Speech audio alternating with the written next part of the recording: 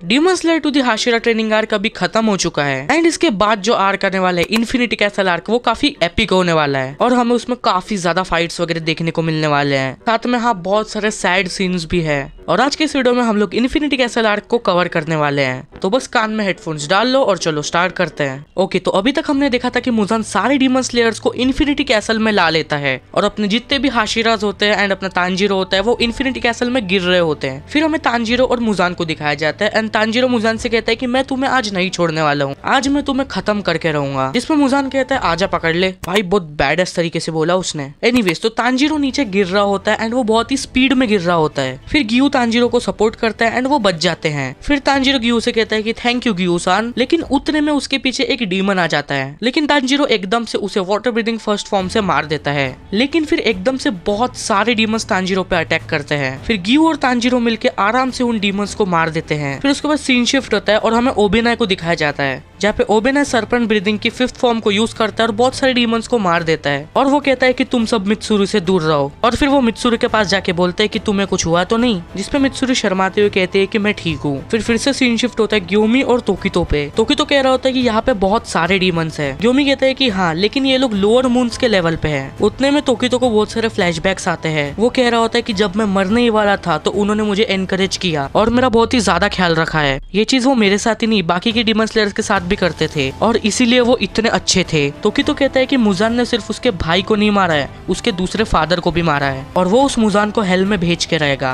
और ग्योमी भी कहता है कि चिंता मत करो, मैं भी यही फील कर रहा हूँ। फिर सीन शिफ्ट होता है सानिमी पे, जहाँ पे वो काफी दुखी होता है और वो बोलता है कि मैं नहीं बचा पाया, मैं क्यों नहीं बचा पाया। उतने में एक डीमन उस पर अटैक करता है लेकिन सानिमी इजीली उसे मार देता है, वो भी सिर्फ एक ही हाथ से, और वो काफी ज्यादा गुस्से में होता है। फिर वहाँ पे और भी बहुत सारे डीमंस आ जाते हैं जिसपे सानिमी कहता है कि ये एक के बाद एक आते ही जा रहे हैं, कोई बात नहीं, तुम सब आ जाओ, मैं तुम्हें एक साथ मारूंगा। फिर सीन शिफ्ट होता है इनोस्के पे, जहाँ पे वो काफी ज्यादा एक्साइटेड होता है और कहता है कि ये अच्छा चांस है मेरी ट्रेनिंग को टेस्ट करने का। फिर सीन शिफ्ट होता है गेना पे। गेना कह रहा होता है कि क्या ये कोई डीमन का फोर्ट्रेस है और ये जगह आखिर है क्या और कैसे होंगे बाकी के लोग। फिर उसके बाद जेनित्सु पे सीन शिफ्ट होता है जो कि कह रहा होता है कि मुझे कुछ सुना ही आ रहा है और वो अभी यहीं पे है, मैं उसे कभी माफ नहीं कर सकता। फिर से सीन शिफ्ट होता है शिनोबू पे, जो कि इन्फिनिटी कैसल में चल रही होती है एंड उसे एक दरवाजा मिलता है जहाँ पे उसे ब्लड की स्मेल आ रही होती है। वो जैसे ही दरवाजे को खोलती है वहाँ पे कोई होता है जो कि लड़कियों को खा रहा होता है और बहुत सारी लड़कियां वहाँ पे गिरी पड़ी होती है। वो होता है अपर मुंटू डोमा।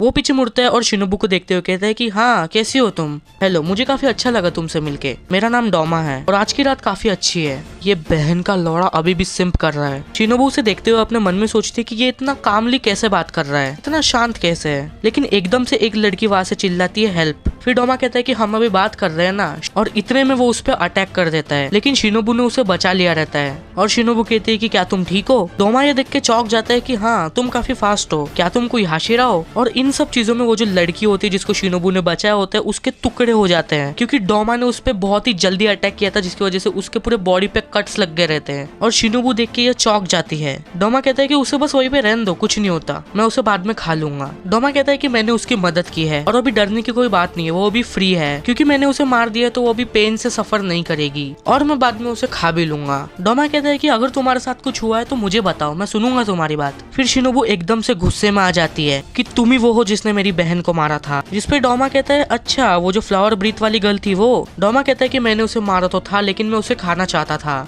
लेकिन क्या करता, सनलाइट हो चुकी थी, वो काफी अच्छी और क्यूट थी। ये सब सुन के शिनोबू काफी ज्यादा गुस्सा हो जाती है एंड सीधा उसके आंख में अटैक करती है। जिस पे डोमा कहता है कि तुमने काफी अच्छा मारा। फिर डोमा अपना blood demon art lotus ice का यूज करता है जिसकी वजह से शिनोबू को वहां से दूर जाना पड़ता है। और डोमा कहता है कि तुम काफी ज्यादा फास्ट हो और उसके जो ब्लड डीमन आर्ट है उसके वजह से जो आसपास की एयर थी वो काफी ठंडी हो गई थी जिससे कि नॉर्मल ह्यूमन को इसे स्मेल कर लेगा तो उसके लंग्स जम जाएंगे। फिर डोमा कहता है कि तुम सिर्फ स्टैब करके डीमन को नहीं मार सकते, तुम्हें उनके गले पे वार करना होगा। शिनोबू कहती है कि मैंने तुम्हारे आंख पे इसलिए अटैक किया क्योंकि मुझे तुम्हें पॉइजन देना था। फिर डोमा खून की उल्टियां करने लगता है, मतलब कि वो पॉइजन धीरे धीरे डोमा पे काम कर रहा था। शिनोबू कह रही होती कि क्या यह कोई अपर मून पे अच्छे से काम भी करेगा, लेकिन डोमा एकदम से उसे रीजनरेट कर लेता है, मतलब वो इम्यून हो जाता है बहुत ही जल्दी और कहता है कि वाह ये तो काफी अमेजिंग था, अगर तुम्हारे पास और भी है तो चलो लड़ते हैं, लेकिन क्या वो मेरे पे काम भी करेंगे? फिर शिनोबू कहती है कि ऑल राइट, मुझे लगा ही था कि ये थोड़ा तो वर्क करना चाहिए, कोई बात नहीं। अब चालू होती है डोमा की बैक स्टोरी। डोमा कहता है कि जब वो बच्चा था तो वो काफी इंटेलिजेंट बच्चा था और उसका काम ये था कि जो दुखी लोग होते थे उन्हें खुश करना। डोमा जब पैदा हुआ था तो उसकी आंख रेनबो कलर की थी, जिसकी वजह से उसके माँ बाप समझते थे कि ये गॉड का अवतार है, सफेद बाल और रेनबो जैसी आंखें, ये काफी अलग बच्चा है। वो कहता था कि उसके पेरेंट्स काफी ज्यादा स्टूपिड है, मतलब वो सबको बताते थे कि ये काफी अलग बच्चा है। फिर क्या उन्होंने अपना इटर्नल पैराडाइज कल्ट चालू कर दिया। तो फिर क्या उसके बाद से डोमा ने बहुत सारे लोगों को देखा जो उसके पास आते थे और रोते थे और अपनी जिंदगी के दिक्कत वगैरह के सॉल्यूशन उससे पूछते थे। वो कहता है कि बहुत सारे लोग मेरी वर्कशिप करते थे एंड मुझे बहुत ही रिस्पेक्ट देते थे।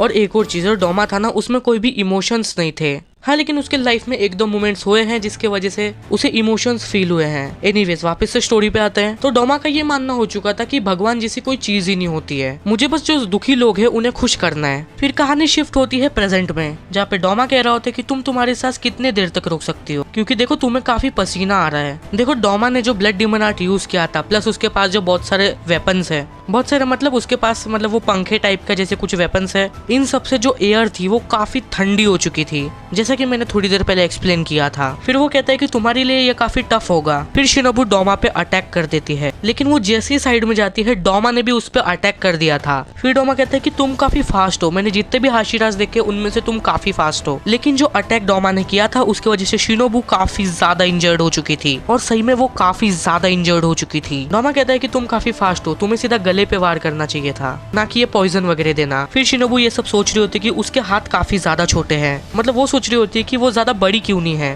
काश वो थोड़ी लंबी होती जिससे कि उसके मसल्स वगैरह भी और भी ज्यादा स्ट्रॉन्ग होते, जिससे कि उसे और भी ज्यादा एडवांटेज होता। और उसे बार बार उसके बहन के फ्लैशेस आ रहे होते हैं। शिनोबू काफी ज्यादा थक चुकी होती है एंड वो हार मानने वाली होती है, लेकिन उसकी बहन उसे देख रही होती है। मतलब शिनोबू ऐसा सोच रही होती है, हेलुसिनेशन टाइप। शिनोबू का जो लेफ्ट लंग होता है वो पूरी तरीके से डैमेज हो चुका होता है और वो सांस भी ले नहीं पा रही होती है और वो बहुत ही ज्यादा खून में होती है। लेकिन उसकी बहन कहती है कि खड़ी हो जाओ, तुम इंसेक्ट हाशिरा हो शिनोबू, और यहाँ पे तुम अपना अभी टाइम वेस्ट नहीं कर सकती, तुम्हें उसे कैसे भी करके मारना होगा, आखिर कुछ भी हो जाए। देखो तुमने कनाव से भी प्रॉमिस किया है। उतने में डोमा कहता है कि ओह तुम्हें तो काफी दर्द हो रहा होगा ना, सॉरी मुझे माफ करना। फिर उसकी बहन कहती है कि तुम कर सकती हो शिनोबू। फिर जैसे तैसे करके शिनोबू खड़ी होती है और ये देख के डोमा बिल्कुल ही चौंक जाता है, क्योंकि इतना सब होने के बाद भी वो खड़ी है। और वो कहता है कि तुम सही में ह्यूमन ही हो ना। फिर शिनोबू कहती है कि मुझे उसके नेक पे वार करना पड़ेगा। फिर वो इतना स्पीड में अटैक करती है कि डोमा भी उसे देख नहीं पाता है, एंड जैसा शिनोबू ने सोचा था वो डोमा पे अटैक कर देती है। फिर शिनोबू को उसकी बैक स्टोरी याद आ रही होती है कि कैसे वो अपने फैमिली के साथ खुशी में रहती थी, लेकिन एक दिन एक डीमन ने आके उसके पेरेंट्स को मार दिया, एंड वो उन्हें भी मार सकता था, लेकिन ग्योमी ने आके उन्हें रेस्क्यू कर लिया था। और तभी उन दोनों बहनों ने डिसाइड किया कि वो डीमंस को मारेंगे, चाहे वो एक ही डीमन को क्यों ना मार पाए, लेकिन वो मारेंगे जरूर। फिर अपन लोग प्रेजेंट में आते हैं जहाँ पे शिनोबू ने डोमा पे अटैक किया था और जो सीलिंग मतलब जो छत होती है वहाँ पे उसे लटका दिया था। तो वहाँ से शिनोबू गिरने वाली होती है, लेकिन डोमा उसे गले लगा लेता है। गले मतलब खुशी में गले नहीं लगाता है।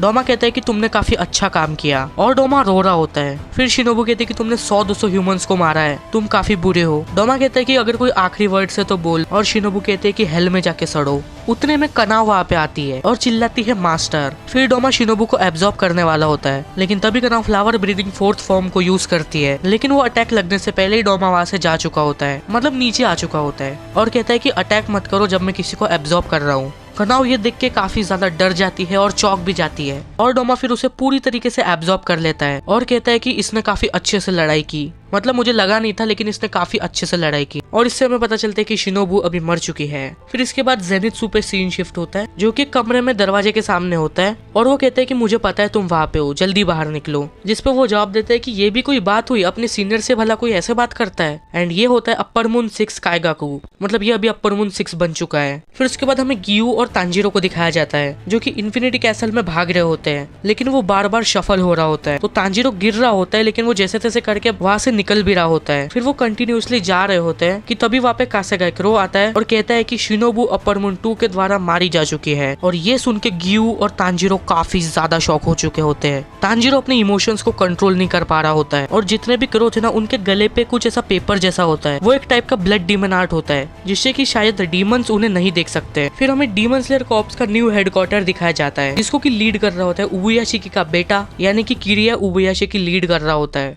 साथ में उसकी दोनों बहनें भी। वो लोग इन्फिनिटी कैसल का एक रॉ मैप बना रहे होते हैं और जो किरिया उबयाशी होता है वो सिर्फ 8 साल की एज में लीडर बन चुका होता है। और हाँ, ये लोग अभी रो नहीं सकते क्योंकि इनके पास इतना भी टाइम नहीं है कि ये लोग रो सके, और ना ही इन्हें बुरा लगने का भी कोई अभी टाइम है। इनके जो फादर थे वो काफी स्ट्रिक्ट थे, मतलब वो बच्चों को काफी जल्दी बड़ा करना चाहते थे। एंड तुमने एक चीज नोटिस की होगी कि इनके चेहरे पे भी वही पेपर्स है, जिसका मतलब कि ये लोग कौवों से अभी कनेक्टेड हैं। फिर किरिया कहता है कि अभी बहुत सारी इन्फॉर्मेशन हमें इन्फिनिटी कैसल के बारे में नहीं मिली है, तो कौवों को हमें वहाँ पे भेजना पड़ेगा। तभी उसकी बहन कहती है कि जो लोग अभी अपर मून से फाइट कर रहे हैं वो है जेनित्सु और कनाओ। फिर हम कायगाकू और जेनित्सु को देखते हैं। और इसी के साथ चलो इस वीडियो को भी अपन एंड करते हैं। और मैंने पिछले वीडियो में तुम्हें टारगेट दिया था कि 100 व्यूज कर देना, तो तुमने 100 व्यूज एक दिन में कर दिए। Thank you so much. तो इसका पार्ट 2 मैं बहुत ही जल्दी अपलोड करने वाला हूँ। उसमें मतलब मैं अभी चालू कर दूंगा काम, लेकिन अगर इस वीडियो पे 30 कमेंट्स आ गए तो ठीक है। वैसे तो मैं अपलोड करने वाला हूँ, लेकिन अगर 30 कमेंट्स हो गए तो मैं बहुत जल्दी अपलोड कर दूंगा। तो प्लीज 30 कमेंट्स कर देना। और हाँ, तुम ये दोनों वीडियोस देख सकते हो, ये काफी इंटरेस्टिंग है कि कैसे नेजुको ने सनलाइट को सर्वाइव किया, या फिर मुजान की सबसे बड़ी गलतियां कौन सी है,